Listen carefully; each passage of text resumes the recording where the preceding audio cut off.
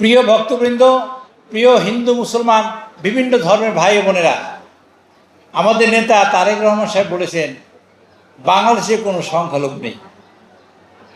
আপনারা কোনো সংখ্যালঘু পরিবারের সদস্য নন। এই দেশ যখন স্বাধীন হয় তখন যুদ্ধ করেছে আমরা সবাই মিলে। এই দেশের স্বাধীন করার জন্য আপনারা জীবন দিয়েছেন, এই দেশের স্বাধীন করার জন্য আপনারা রক্ত দিয়েছেন, দেশ ছেড়ে পালিয়েছেন। আপনারা কি করে সংখ্যালঘু হন? স্বাধীনতার 54 বছরে আমাদের নেতা তারেক সাহেব বলছেন দেশে কোনো মানুষ সংখ্যালঘু নয়, এবং আপনার সংখ্যালঘু নয় সেটা স্থাপন করার জন্য তিনি নানান কার্যক্রম হাতে নিয়েছেন। সেই কার্যক্রমের ব্যাখ্যা আপনাদের নেতৃবৃন্দ দেবেন, আমিও একটু দেবো। কিন্তু আপনাদের একটা কথা বলি, আমাদের হিন্দু অথবা অন্যান্য ধর্মাবলম্বী ভাইদের জন্য এটাই সুযোগ, এটাই বক্তব্য, এটাই যে আপনারা দেশের সংখ্যালঘু নয়, আপনারা এই দেশের নাগরিক।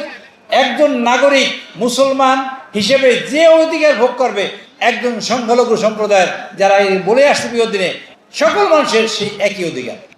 একজন হিন্দুর যে অধিকার, একজন মুসলমানের একই অধিকার, একজন খ্রিস্টান, বৌদ্ধ এবং অন্যান্য ধর্মের সকল মানুষের অধিকার এক।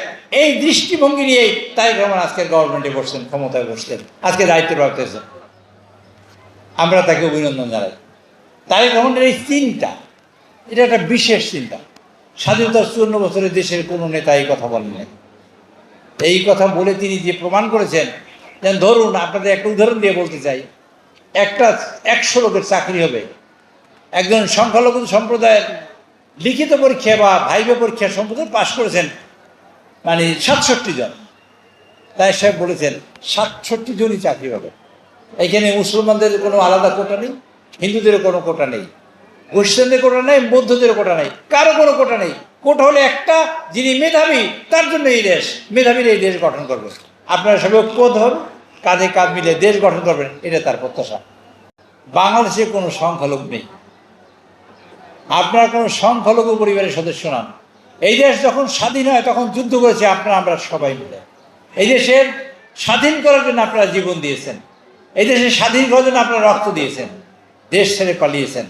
আপনারা কি করে সংখ্যালঘু হন? স্বাধীনতার 54 বছরে আমাদের নেতা তারেক সাহেব বলছেন দেশে কোনো মানুষ সংখ্যালঘু নয়, এবং আপনার সংখ্যালঘু নয় সেটা স্থাপন করার জন্য তিনি নানান কার্যক্রম হাতে নিয়েছেন।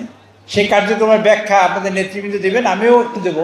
কিন্তু আপনাদের একটা কথা বলি, আমাদের হিন্দু অথবা অন্যান্য ধর্মাবলম্বী ভাইদের জন্য এটাই সুযোগ, এটাই বক্তব্য, এটাই যে আপনারা দেশের সংখ্যালঘু নয়, আপনারা এই দেশের নাগরিক।